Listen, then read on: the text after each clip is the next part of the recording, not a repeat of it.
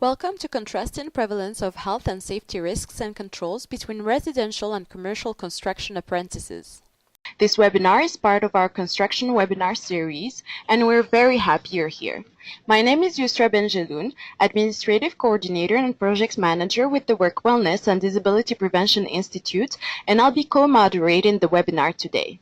This webinar is made possible through the support of the Community Gaming Grant Program through the BC government, as well as donations and memberships to WWDPI.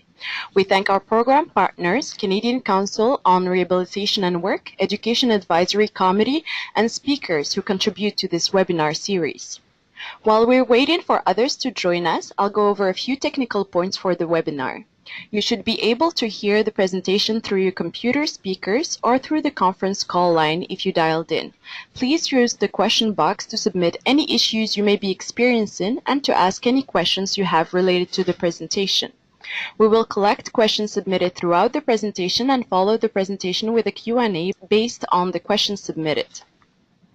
Following the webinar, any questions not answered in the allotted time will be answered and distributed after the event.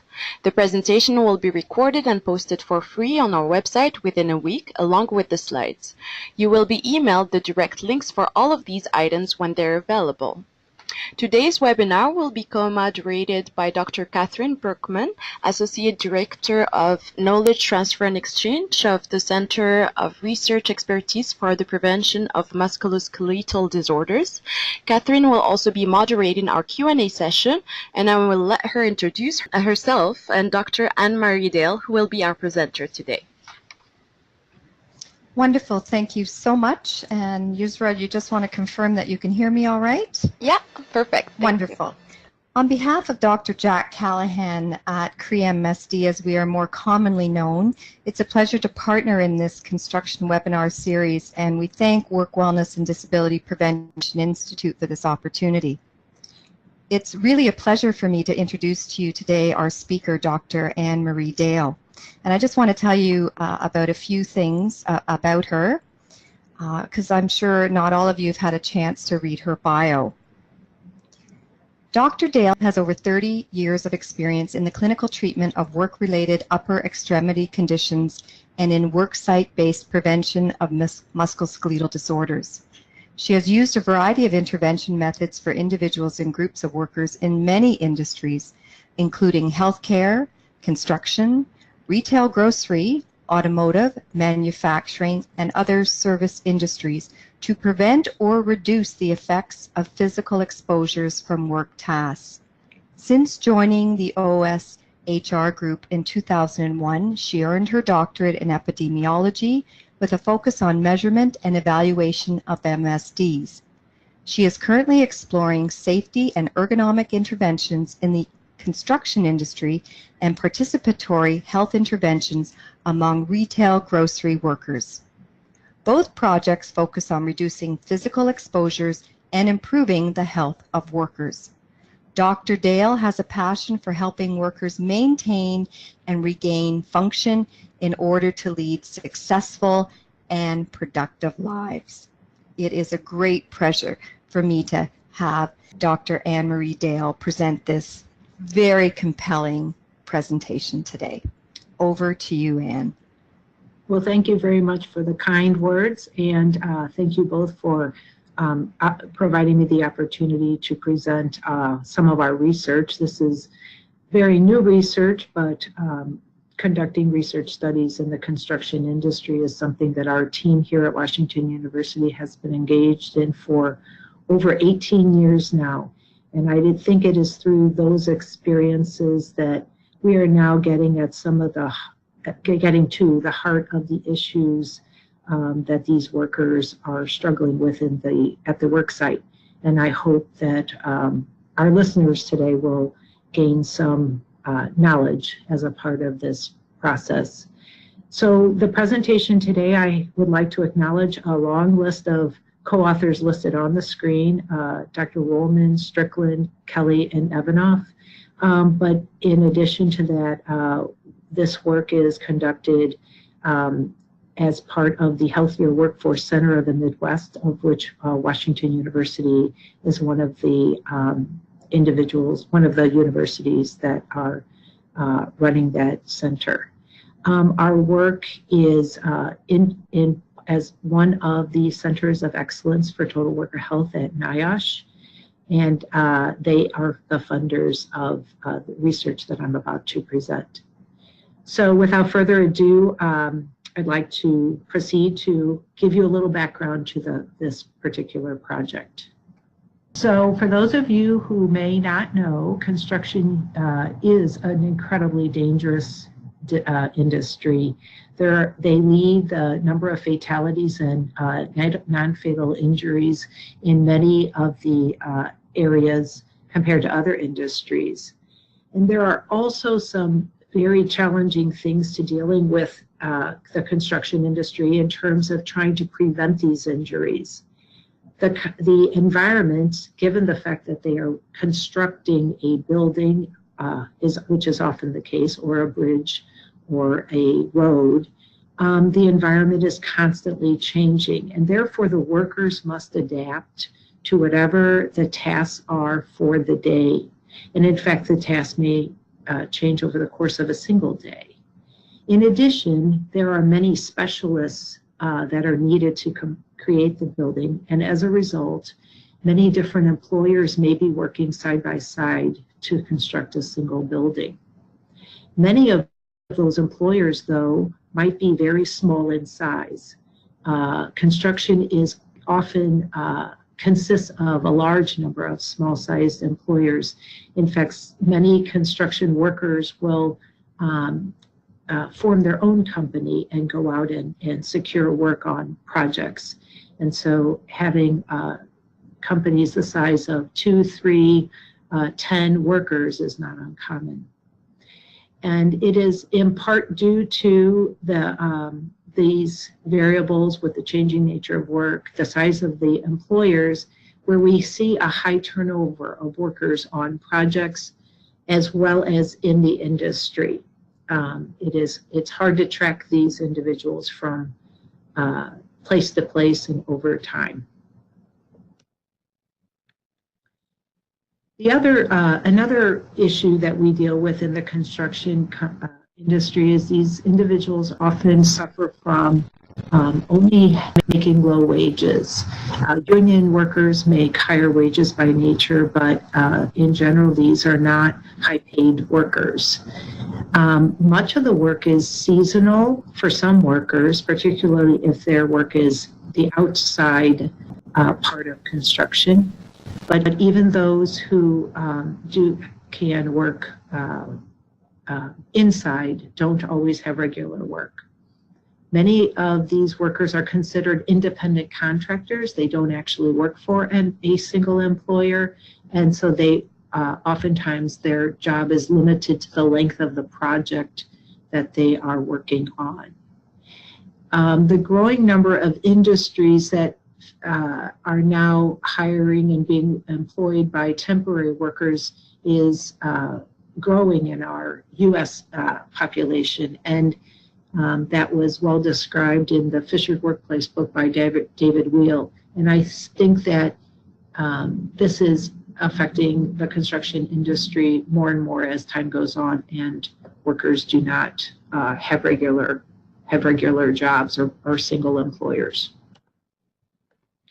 Now, when we think about health and safety in the construction industry, I think we historically have thought about the issues that you see depicted in this picture, which is of a group of iron workers sitting on an I-beam hanging over New York City.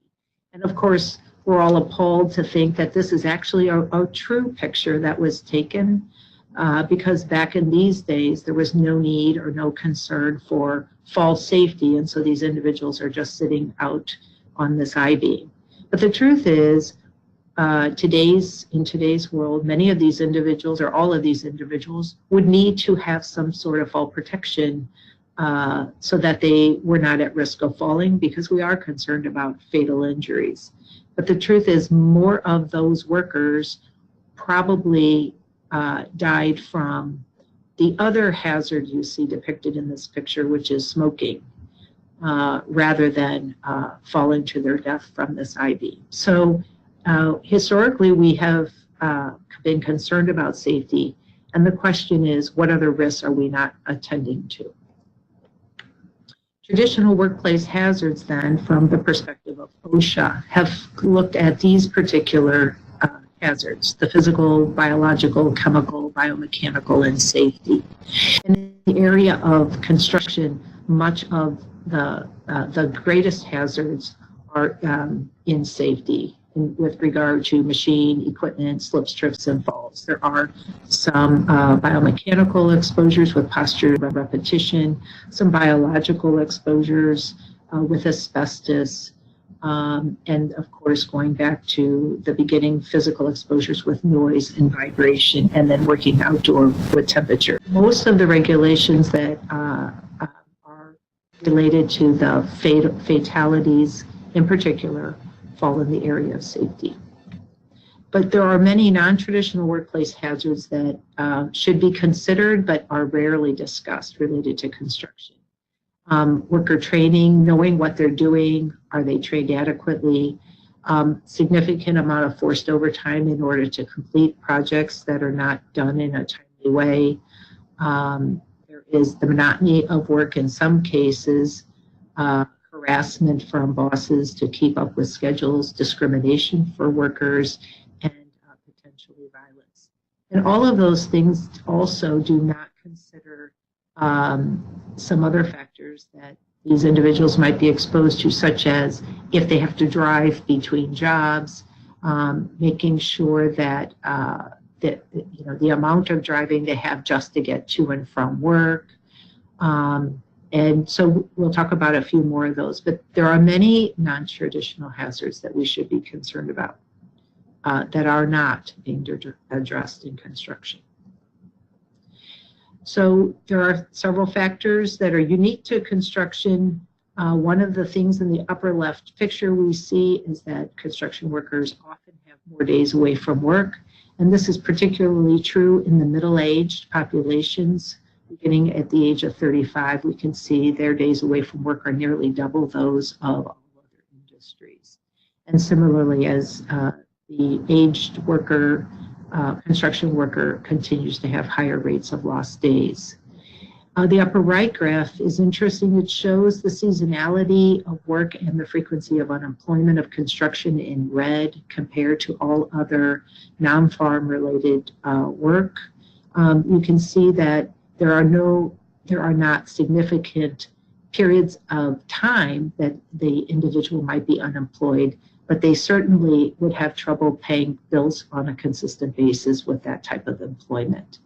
And the bottom picture shows the frequency of smokers is much higher than all other industries. We're going to talk a little bit more about that issue. So most of work related to health and safety focuses on work and safety policy for traditional work outcomes. The traditional work safety policies in the upper left-hand box show the concern for hearing protection, the concern for the physical demands of the work, using assistive devices to help with those physical demands, wearing safety glasses and ventilation controls, among others. And then those are directly related to the work outcomes we're trying to prevent, the number of injuries, the number of missed days, or to maintain work productivity. Less common outcomes, but certainly outcomes that are discussed related to those traditional workplace safety are in the bottom right. And those would be things related to low back symptoms because that might affect work productivity. More recently here in the US in particular, there's a strong concern for the use of pain medication, and in particular opioids, and the risk of addiction for opioid use, which is continuing to play havoc not only with our nation, but strongly in our construction industry. And then mental health, although that's not commonly discussed, it is a growing problem, I think, in all industries, and we see the same thing happening in construction. But the bottom left box shows some non-traditional health factors that are rarely considered in the construction environment. The use of sunscreen, despite the fact that they work outdoors, or many of them work outdoors all year round. There's little concern for having access to food to purchase with these individuals that might be working on sites where it's challenging for them to walk to their car to go out to get food, or even just having a clean place to eat if they bring their food to work. Furthermore, there's varying degrees of tobacco and alcohol policies for this industry.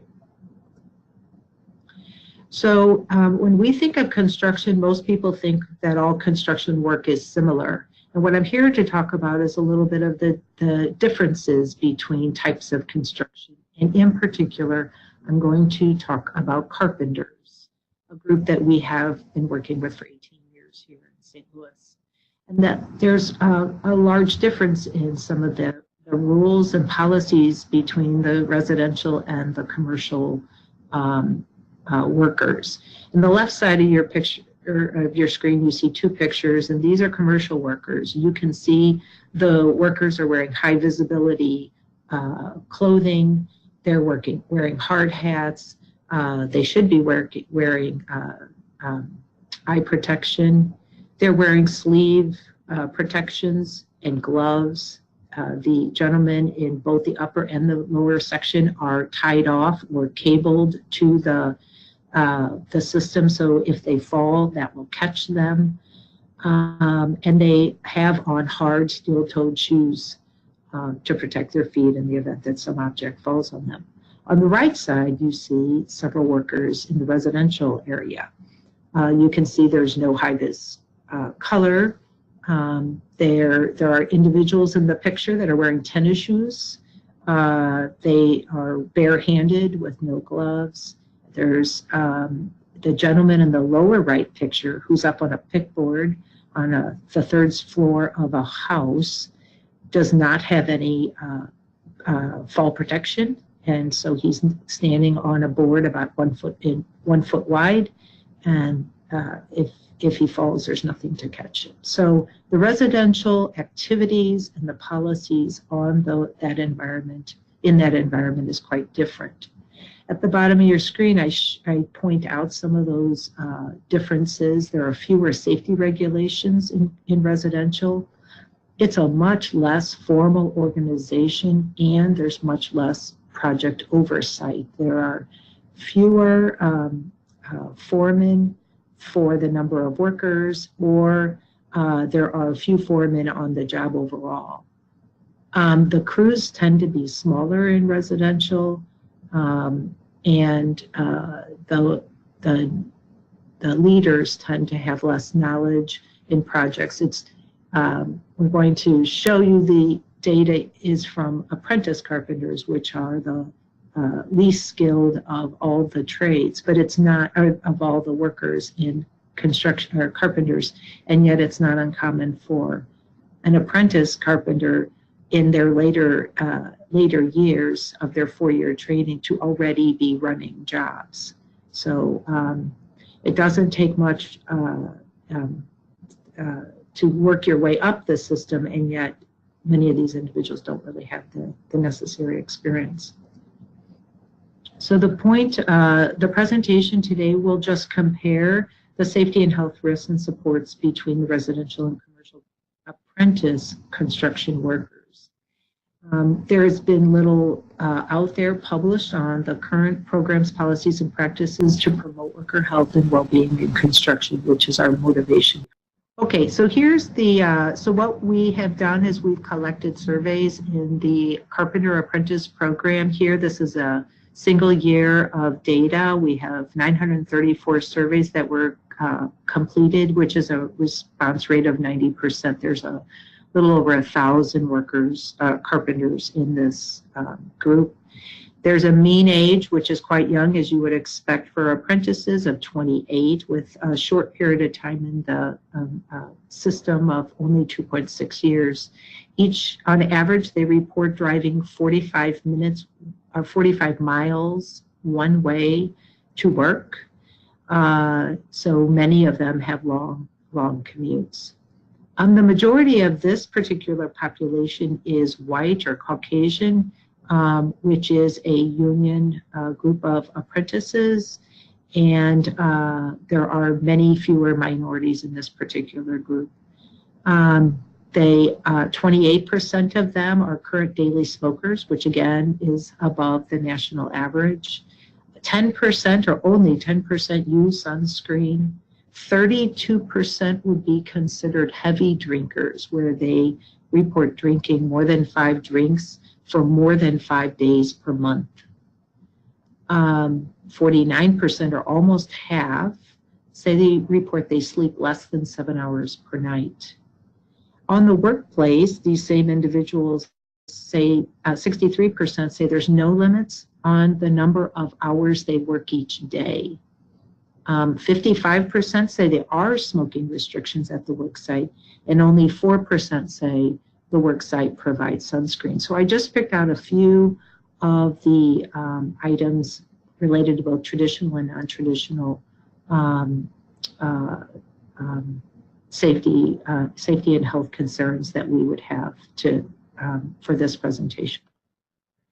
Here are a few more. These are predominantly in the safety area. So even in safety in this population, we can see that the amount of adherence to safety policies and procedures varies across these different, these workers are reporting they vary across the different projects that they work on.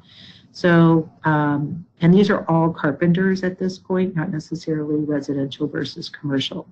So you can see almost all, regardless of residential, commercial, they're nearly all report receiving drug screens, wearing hard hats, wearing safety glasses. But after those top 3, we start to see quite a drop off of safety, with quite a few having cell phone use restrictions, which is applaudable.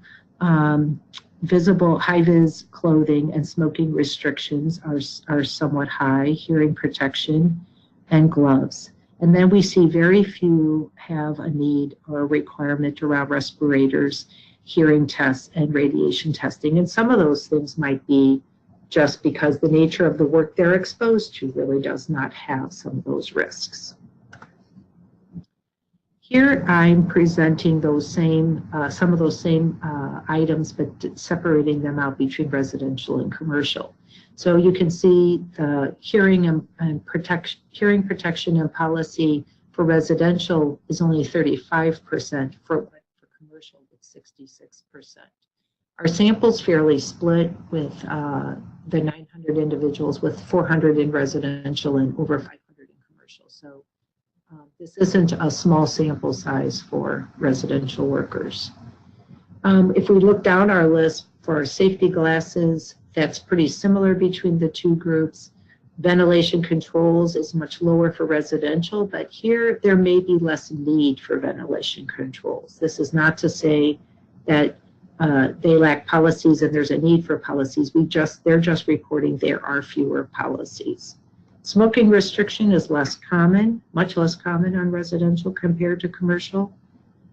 Cell phone use is pretty similar, which is kind of interesting, somewhat smaller, but still pretty similar. Mandatory overtime is less on residential compared to commercial. And daily work hour limit is higher on residential compared to commercial. So those last two actually are in favor of the residential worker compared to the commercial worker, where the commercial worker is having higher demands on their work time and their work hours, but the residential worker has fewer policies being put on them for hearing, hearing, ventilation, and smoking. Then if we look at the outcomes, we see that the number of missed days is higher for residential, and the number of low back symptoms is also significantly higher for the residential group. So so here we would think the number of reportables we would be finding in their OSHA logs would be correspondingly higher. Here we see some non-traditional health factors that I reported before, but now I'm splitting them between residential and commercial again. Using sunscreen doesn't matter. There's no difference between the two groups, and wearing seatbelt, there's no difference between the two groups.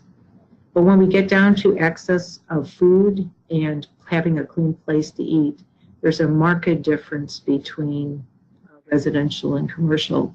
And this, is likely due to the fact that commercial has more policies, is requiring, there's more formalness to the agreements that the contractors make when they enter into the bid, where in residential, does not seem to be as common in their bidding processes for the individual projects. Each of the workers on residential, it appears, has to fend for themselves quite a bit more.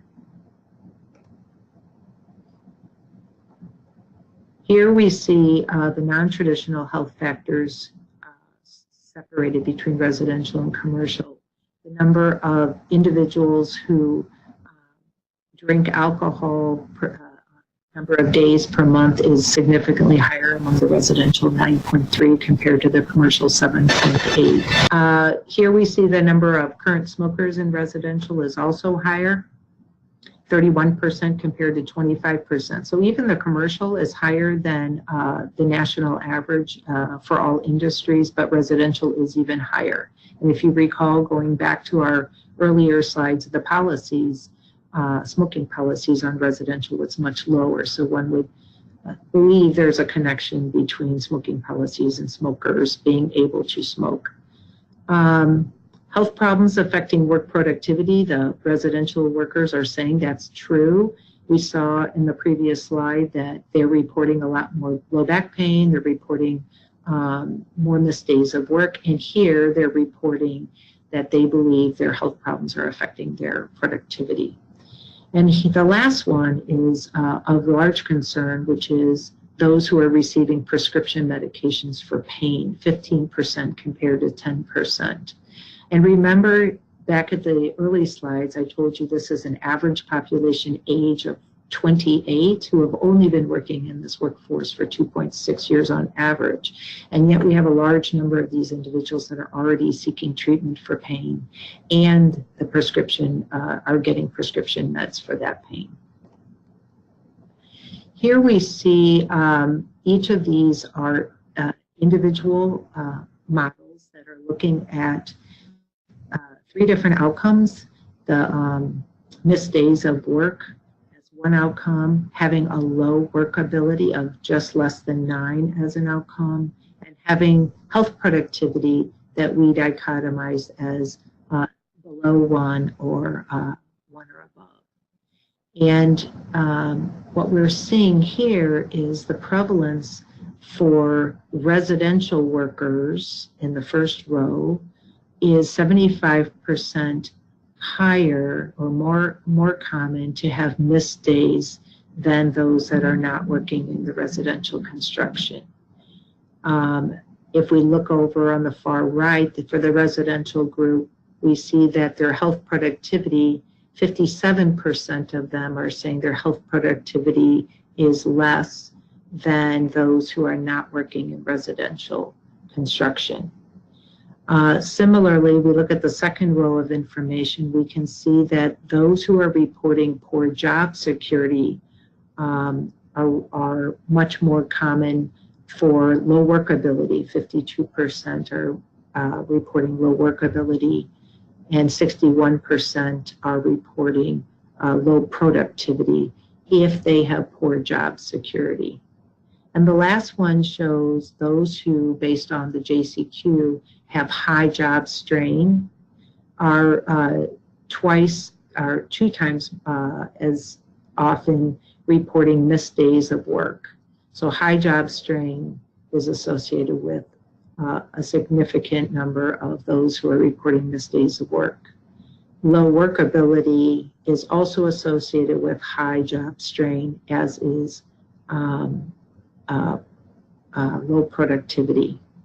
So these individuals are reporting residential is much higher, poor job security is a strong predictor, and high job strain is a strong predictor of missed days, low workability, and loss of productivity. Here's the relationship between those same three factors and the risk of taking prescription pain medications.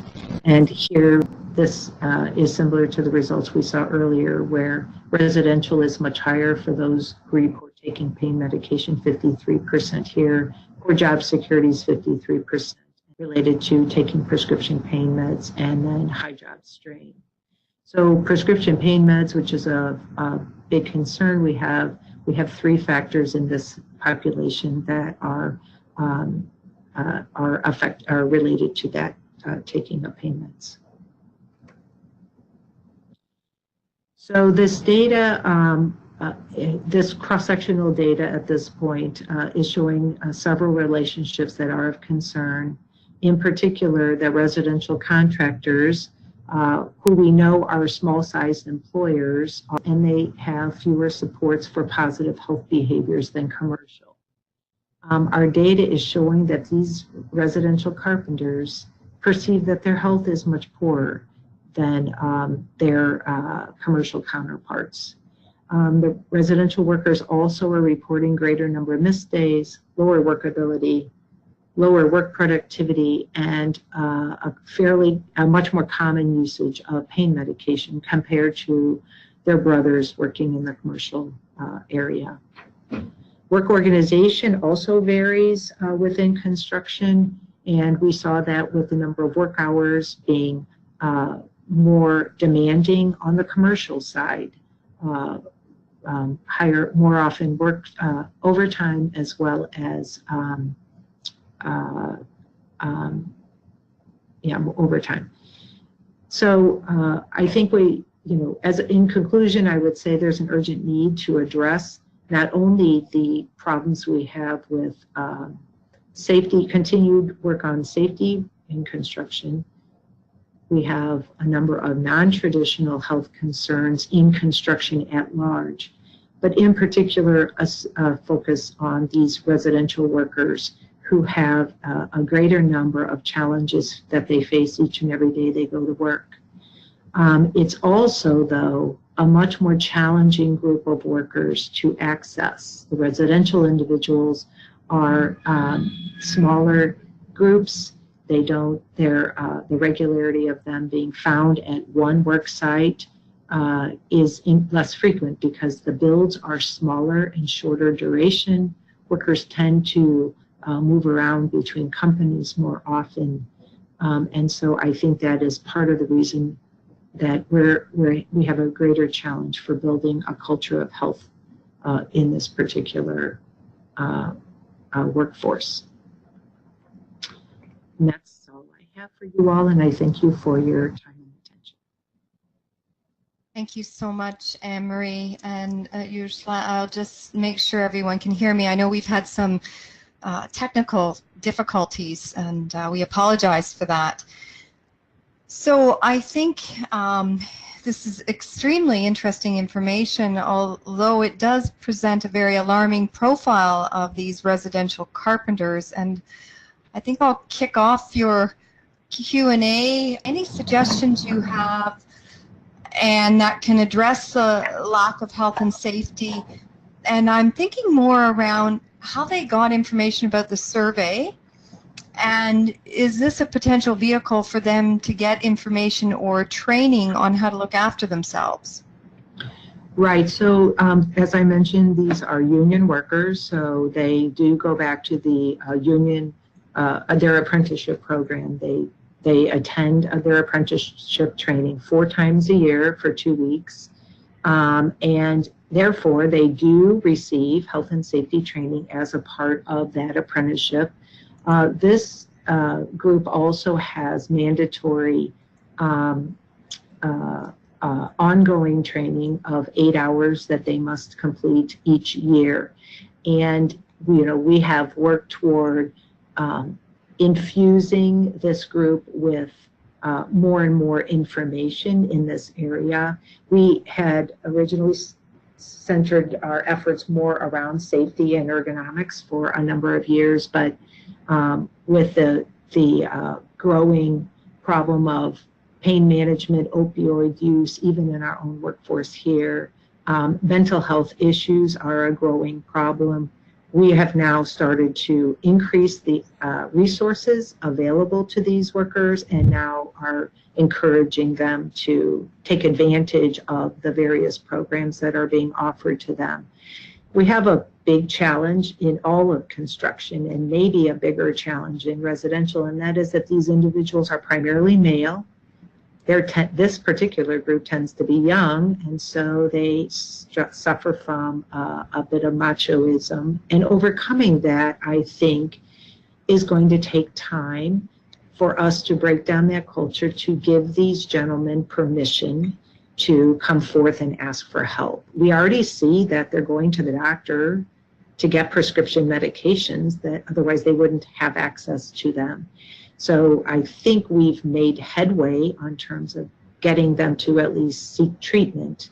Now we need to take it a little further and try to push upstream, not only for seeking treatment earlier, but giving them information so that they're empowered to at least help control their own health a little bit more. Thank you, Anne. And another question that has occurred is, do we know how this sample of residential carpenter compares to other geographies? We have not looked at, I don't really know any place else we can get residential data, to be honest with you. We happen to have the union environment locally performs 90% of the residential construction in our area. And so we don't know of any other area where people have actually been able to report a fairly representative sample of their area and residential workers in their area. I also think there are publications out there that show the difference between construction workers in general compared to non-construction workers, and we know that the union construction worker to the non-union construction worker. And I think we've seen that in the union construction worker has more benefits offered to them. So if that's the case, then I think our data is actually more optimistic, unfortunately, than it is probably occurs in other regions of the country. Okay, thank you. I have a question here in relationship to overtime, and the question is there more overtime in this commercial area, and is it possibly due to difference in piecework between the two?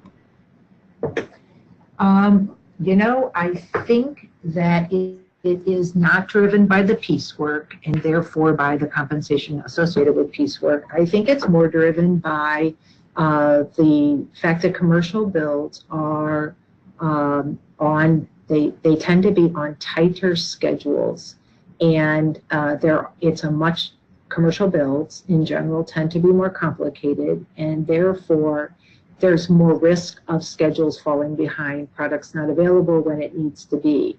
And so therefore, I think there's often a catch-up time where the workers are expected, something put them behind the schedule, their product wasn't there on time, so now everybody's going to have to work this weekend, is much more common in the commercial world than it is in the residential world, where if there's a delay in residential, we just say your house isn't going to be ready on time.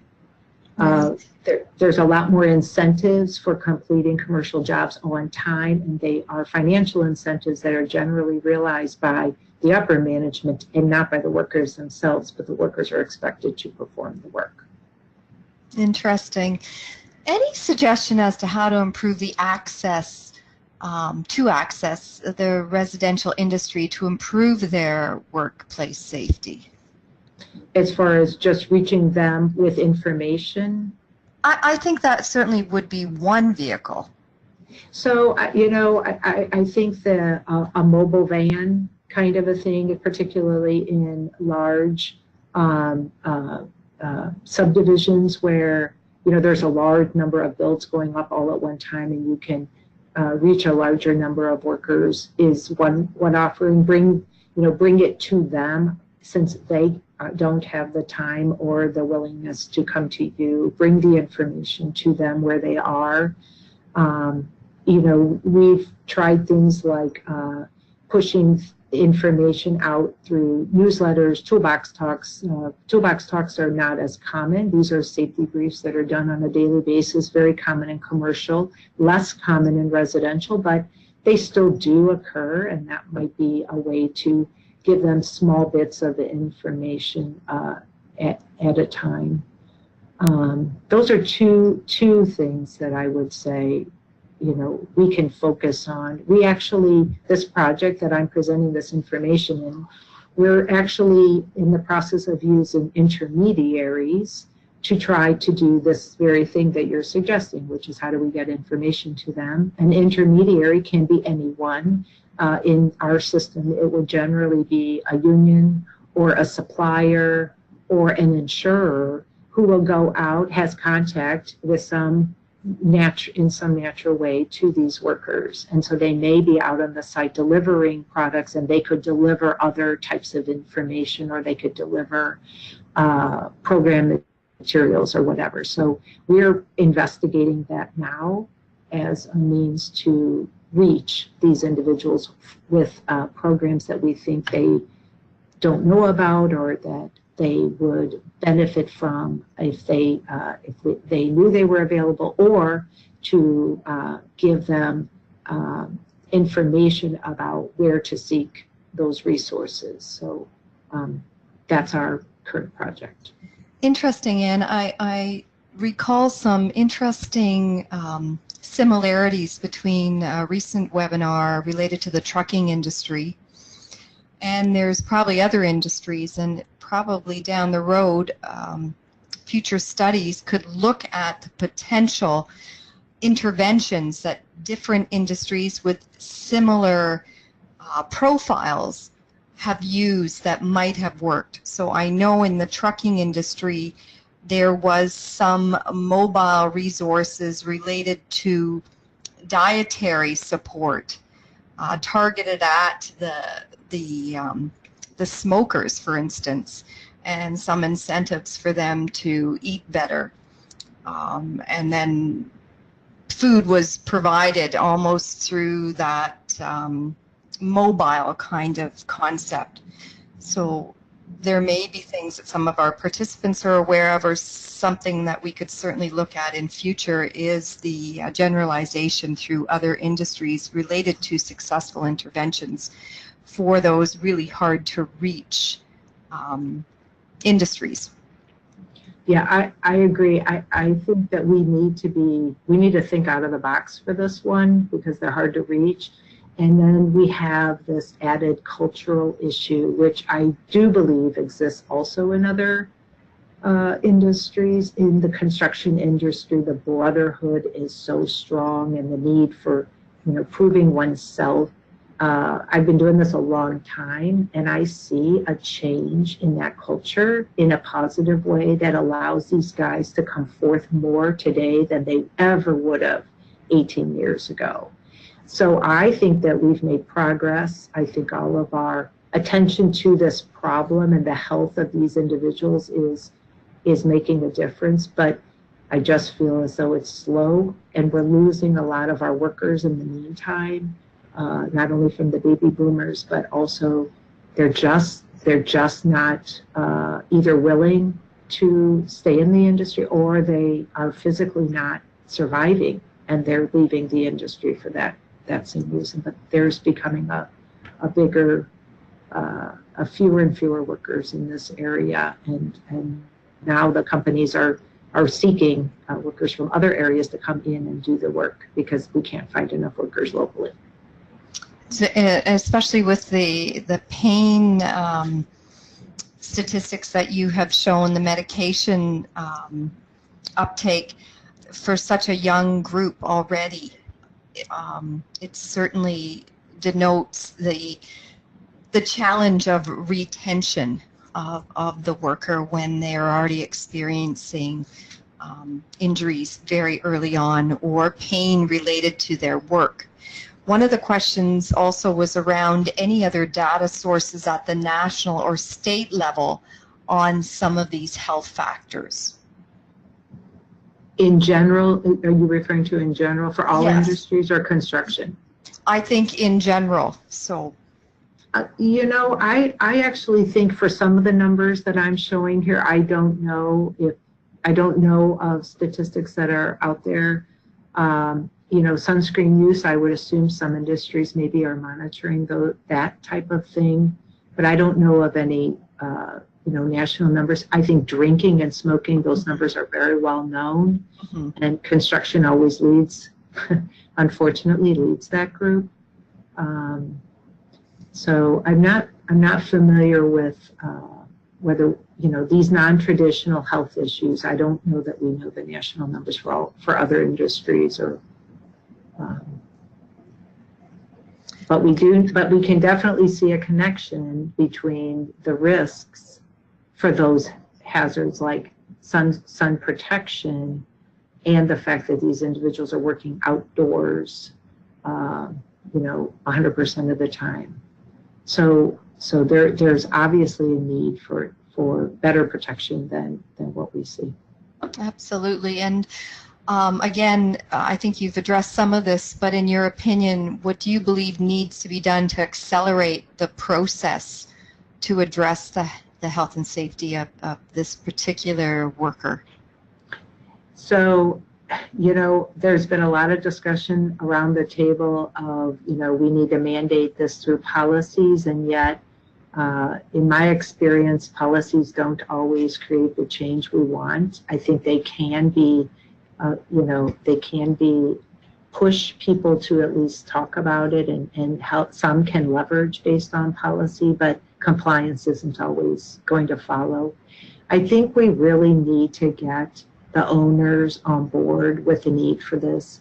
I know with the opioid crisis we have here in the U.S., when we have an owner who has a personal experience with an opioid overdose fatality, either among one of their workers or their personal family, they are much more ready to talk and address the issue.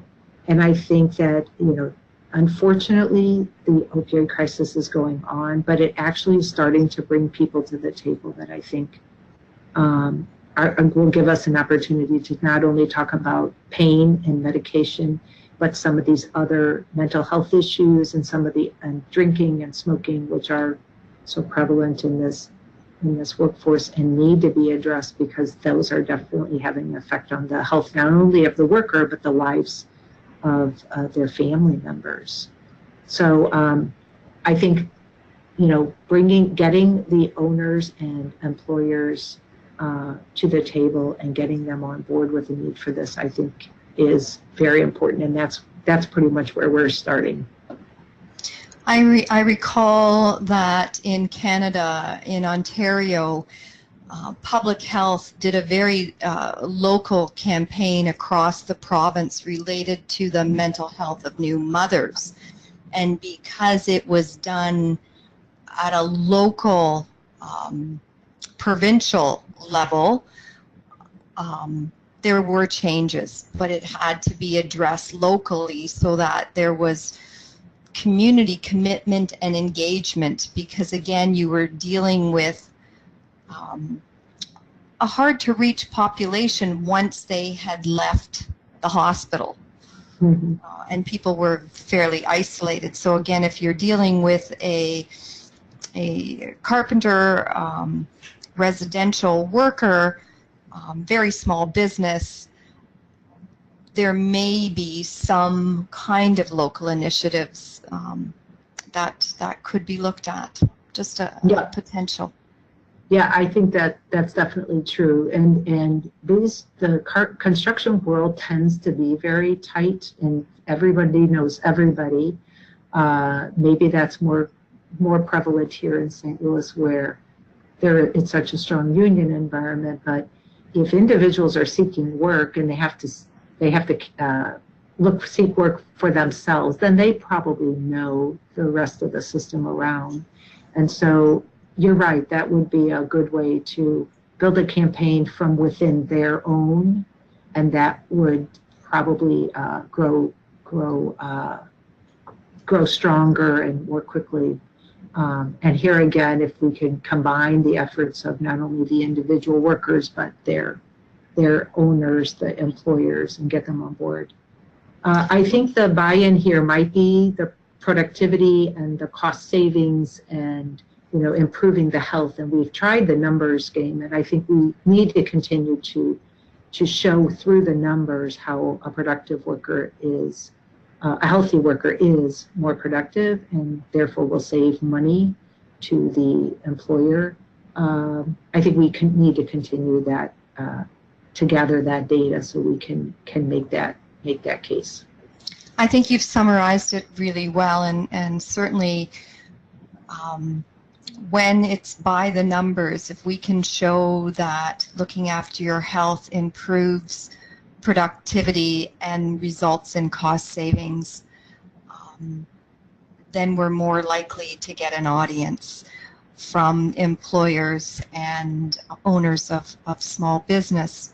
I think your passion has certainly come through, Anne, and the audience would be really interested in what you do next. So we have a question related, and I think we'll close with this.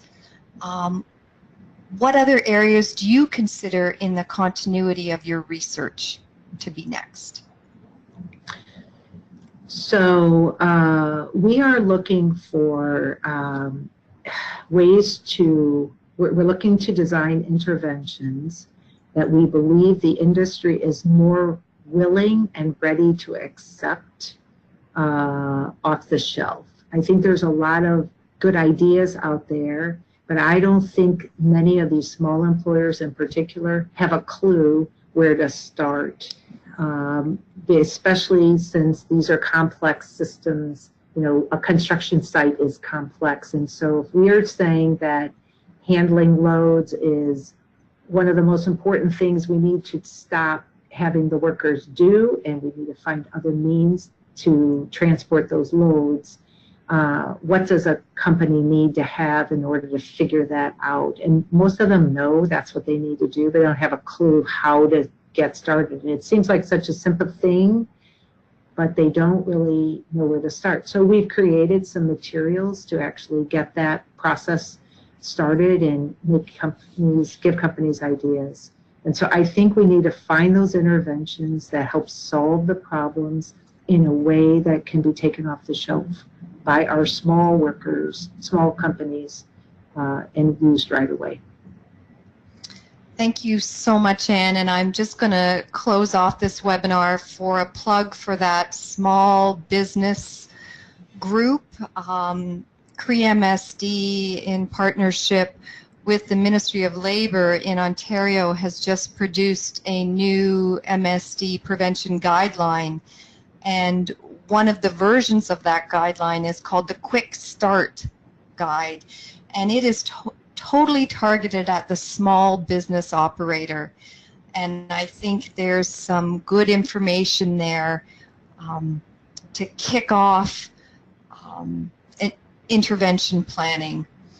And, maybe 6 months from now, we'll have some case studies on how that guide has been used to help change some of the practice, and we'll look specifically at carpenters and if we've been able to make any inroads. Sounds great. So I'd like to thank everyone for joining us today, and Nusra from Work Wellness for hosting this webinar. Just a wonderful collection of information. Thank you so much. Thank you, Catherine. A huge thank you to Anne-Marie for sharing your valuable knowledge with us today, and Catherine for wonderfully moderating this webinar. A special thank you to our audience as well for joining us.